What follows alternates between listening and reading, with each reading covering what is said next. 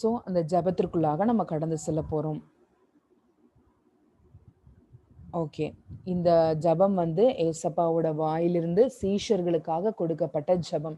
சீஷர்களைப் போல அவரை பின்பற்றுகிறவர்களால மாத்திரம் தான் இந்த ஜெபத்த உண்மையாக செய்ய முடியும். எல்லாவற்றையும் விட்டுவிட்டு வந்தோமே அப்படின்னு அவங்க சொல்றாங்க இல்லையா? அவங்க சிலுவைய சுமந்து கொண்டு அவங்களுக்கு ஒரு அழைப்பு இருந்தது. அந்த அழைப்புல அதிக சீஷர்கள் இருந்தாங்க. ஆனா அந்த கடின உபதேசமா இருக்கிறதுன்னு சொல்லி ஃபில்டர் ஆயி வந்தது கொஞ்சம் பேர் இல்லையா? அவங்களுக்குரிய ஜெபம் இது.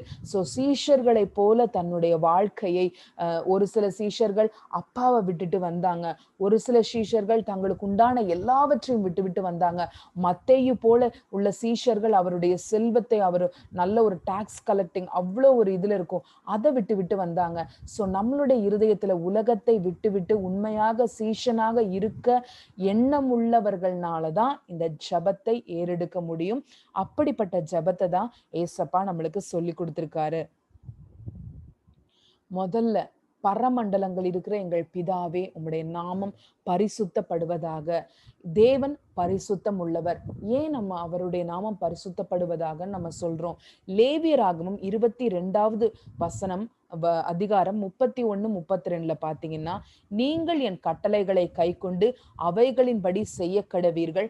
நான் கர்த்தர். என் பரிசுத்த நாமத்தை பரிசுத்த குலைச்சலாக்காதிருப்பீர்களாக. நான் இஸ்ரவேலின் புத்திரர் நடுவே பரிசுத்தர் என்று மதிக்கப்படுவேன். நான் உங்களை பரிசுத்தமாக்குகிற கர்த்தர். இது வந்து இந்த உறவு தேவனோடு நம்ம வைத்திருக்கும் உறவு வந்து ரொம்ப ஒரு அருமையான உறவு. அவர் பரிசுத்தமானவர். அவருடைய நாமம் பரிசுத்தப்படுவதாகும் போது இந்த 32வது வசனத்தை நம்ம தேவனுடைய கட்டளைகளை மீறி அவர் சொல்லுவதை மீறி நடக்கும் பொழுது அவருடைய நாமம் பரிசுத்த குலைச்சலாக்கப்படுகிறது. மற்றவங்களுக்கு முன்பதாக எவ்வளவு பரிசுத்த தேவன் எப்படி பார்ப்பாங்க? இப்போ ஒரு அப்பா ஒரு பிள்ளை இருக்கு. இந்த பிள்ளை நல்லா இருந்தா இந்த அப்பா எவ்வளவு நல்லா சொல்லி கொடுத்துருக்காங்க அப்படித்தானே சொல்லுவாங்க. அந்த பிள்ளை தப்பா என்ன பிள்ளைய வளர்த்து வச்சிருக்காங்க அப்படித்தானே பேசுவாங்க.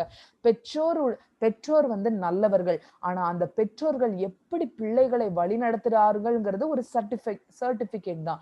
அதே போல மோசே முகமுகமாய் அவரை பார்த்து அவருடைய வழிநடத்தல உள்ள மோசே ஒரு இடத்துல தப்பு செஞ்ச உடனேயும் நீ என்னை இந்த எல்லாத்துக்கு முன்னாடி என்னை பரிசுத்த குலைச்சலாக்கிட்டேன்னு அவர் ஒரு தண்டனையை கொடுக்கிறாரு. ஏன்னா இவ்வளவு அண்ணன் நான் உனக்கு சொன்னேனே, நீ எப்படி இதை மிஸ் பண்ண? எல்லாரும் பார்த்து என்னைய வந்து பிளேம் பண்ற மாதிரி நீ வச்சிருக்கியே அப்படின்னு சொல்லி அது வந்து அவர்னால தாங்க முடியாது.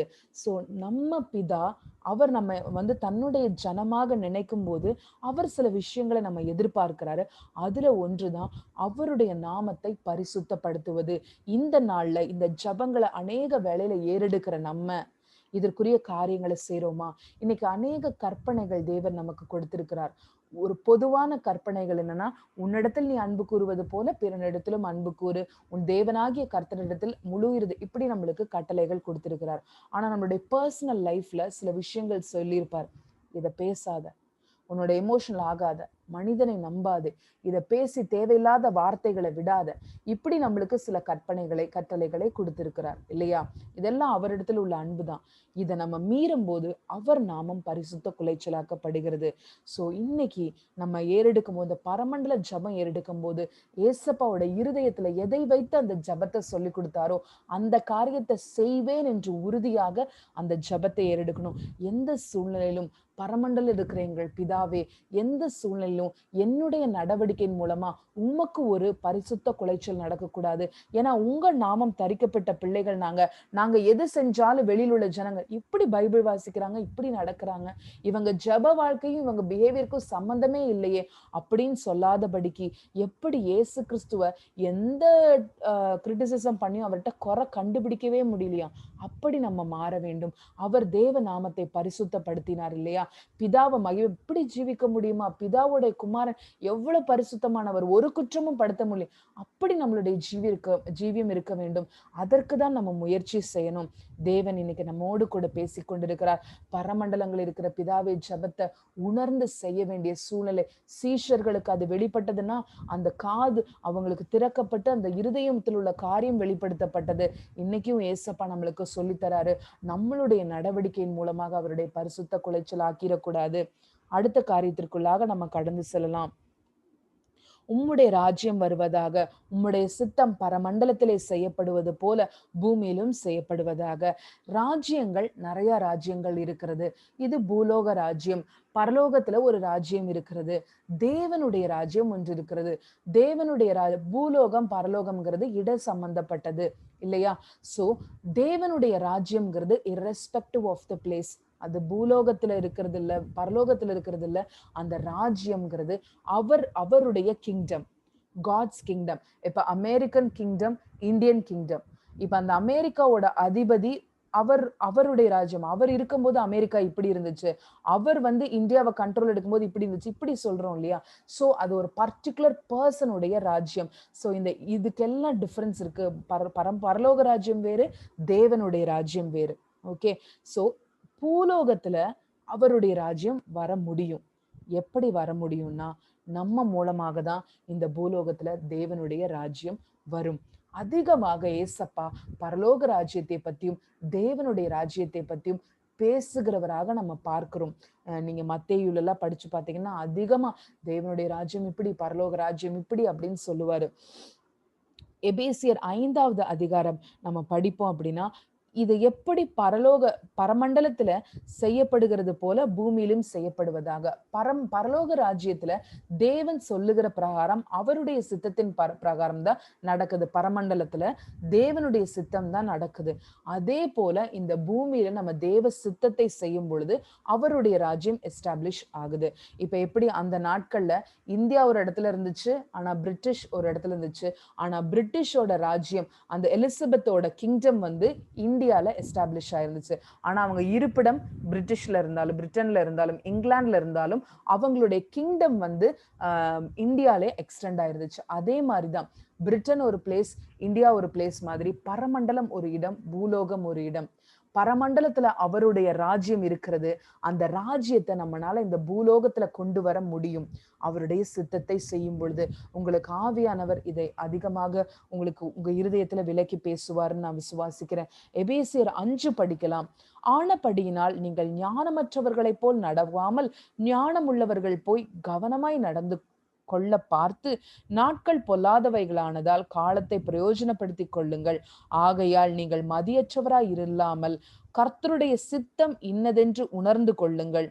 துன்மார்க்கத்திற்கு ஏதுவான மதுபான வெறி கொள்ளாமல் ஆவியினால் நிறைந்து சங்கீதங்களினாலும் கீர்த்தனைகளினாலும் ஞானப்பாட்டுகளினாலும் ஒருவருக்கொருவர் புத்தி சொல்லிக் கொண்டு உங்கள் இருதயத்தில் கர்த்தரை பாடி கீர்த்தனம் பண்ணி நம்முடைய கர்த்தராகிய இயேசு கிறிஸ்துவின் நாமத்தினால் எப்பொழுதும் எல்லாவற்றிற்காகவும் பிதாவாகிய தேவனை ஸ்தோத்திரித்து தெய்வ பக்தியோடு ஒருவருக்கொருவர் கீழ்ப்படிந்திருங்கள்.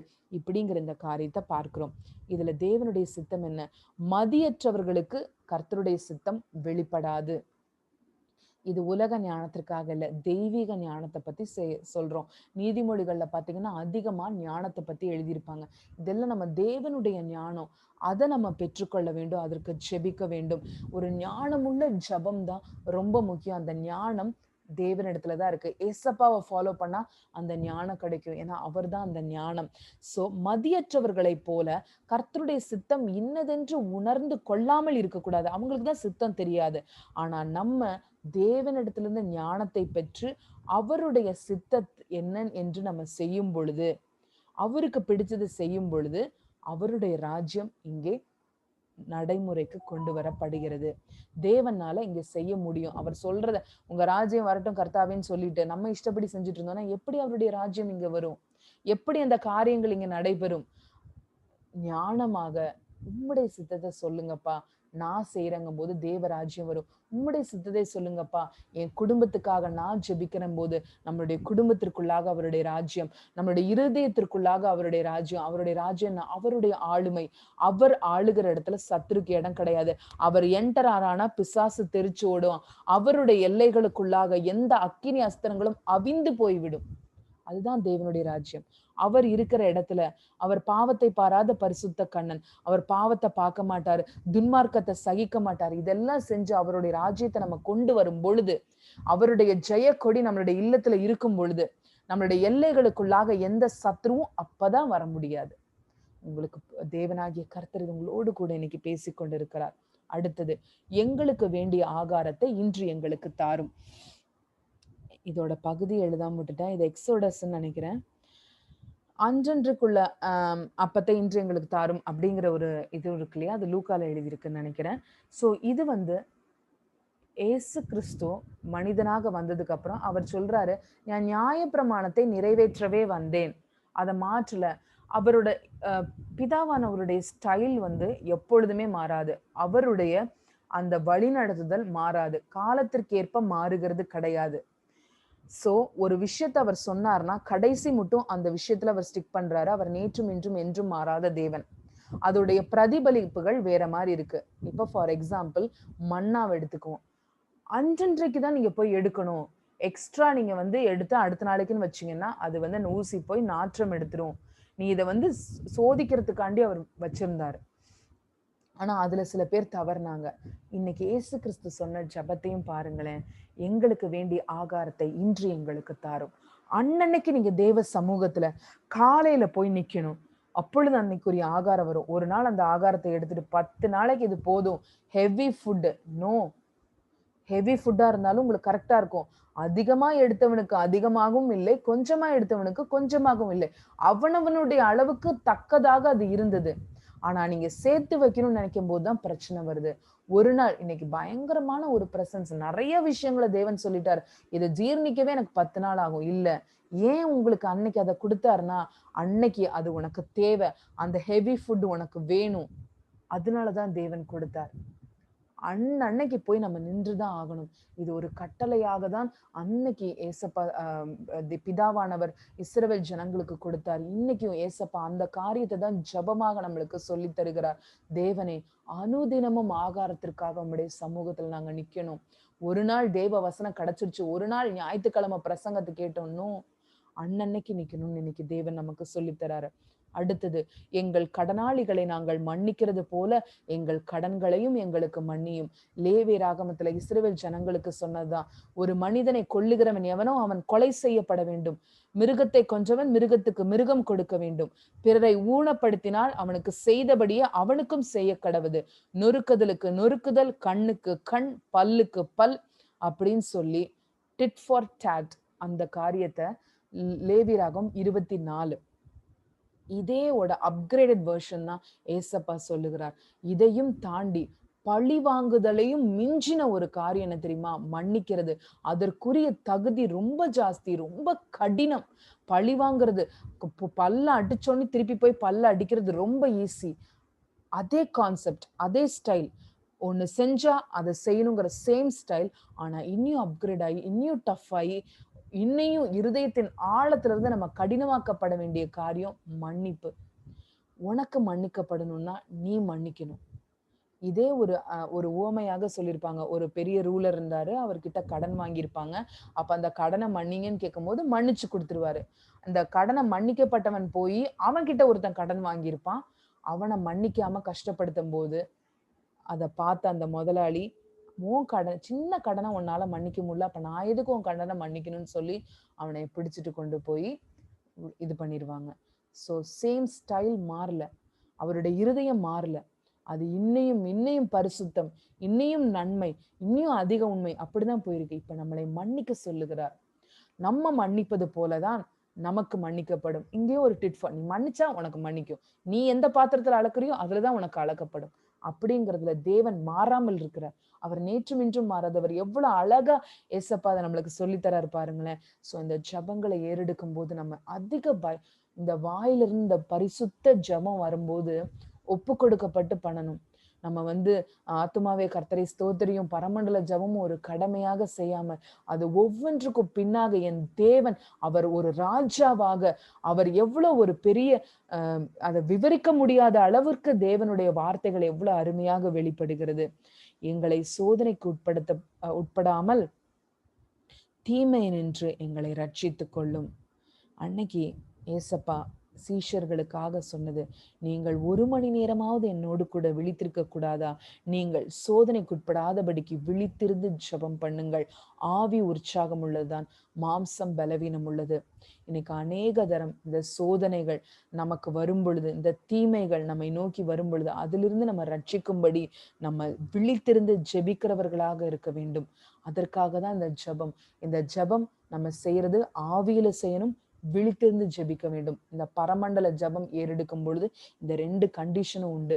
என்ன கண்டிஷன்? நம்ம ஆவியில இந்த ஜெபத்தை ஏறெடுக்கணும், மாம்சத்துல அல்ல. மனப்பாடம் பண்ணி பரமண்டல ஜெபத்தை முடிக்கும் போது பண்ணா அதுதான் சூப்பர். அப்படி இல்லை. இந்த ஜெபத்தை நீங்கள் ஆவியில் ஏறெடுக்க வேண்டும்.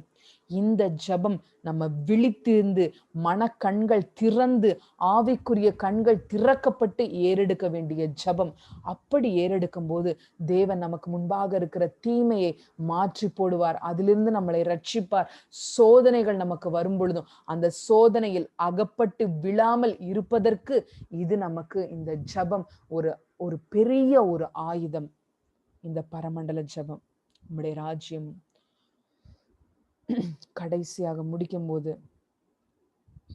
எங்களை தீமை ரட்சித்துக் கொள்ளும் ராஜ்யமும் வல்லமையும் மகிமையும் என்றென்றைக்கும் உடையவர்களே. ராஜ்யம் அவருடையது, இந்த வல்லமைகள் அவருடையது, எல்லா மகிமையும் அவருக்குரியது என்று சொல்லி ஏசப்பா இந்த ஜெபத்தை முடிக்கிறாரு. நம்ம ஜெபித்து இன்னைக்கு முடிக்கலாம்.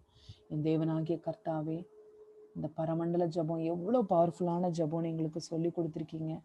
இதுக்குரிய தகுதிகளை எல்லாம் நாங்க பெறணும்ப்பா. நாங்க மனுஷங்க காணும்படியாக எங்க ஜெபம் இருக்கக்கூடாது. எங்களுக்கு தெரிஞ்ச வேத வசனம், எங்களுக்கு தெரிஞ்ச வெளிப்பாடுகளை எல்லாம் சொல்லி நாங்க ஜெபிக்க கூடாது. ஆவியில ஜெபம் பண்ணும்பா. நீங்க எல்லாம் உங்களுக்கு முன்னாடியே தெரியும். எங்க இருதயம் குழந்தைய போல உண்மையை பேசி அங்க ஆவியில எங்களுக்கு கொடுக்கப்பட்ட வசனத்தை யூஸ் பண்ணி தான்ப்பா ஜெபிக்கணும். அதற்கு எங்களுக்கு உதவி செய்யுங்கப்பா. பரமண்டல ஜெபங்கள்ல நாங்க கற்றுக்கொண்ட இந்த விஷயங்களை எல்லாம் செய்ய எங்களுக்கு உதவி செய்யுங்கப்பா. ஆமேன் தகப்பனே. இது உம்முடைய வார்த்தையில கொடுத்த ஒரு பூமியை அசைக்கக்கூடிய, மனிதர்களை அசைக்கக்கூடிய ஒரு ஜெபம் தகப்பனே. இந்த ஜெபத்தை ஏறெடுத்து நாங்க இதை க்ளோஸ் பண்றோம். பரமண்டலங்களில் இருக்கிற எங்கள் பிதாவே, உம்முடைய நாமம் பரிசுத்தப்படுவதாக, உம்முடைய ராஜ்யம் வருவதாக, உம்முடைய சித்தம் பரமண்டலத்திலே செய்யப்படுகிறது போல பூமியிலேயும் செய்யப்படுவதாக. எங்களுக்கு வேண்டிய ஆகாரத்தை இன்று எங்களுக்கு தாரும். எங்கள் கடனாளிகளுக்கு நாங்கள் மன்னிக்கிறது போல எங்கள் கடன்களை எங்களுக்கு மன்னியும்.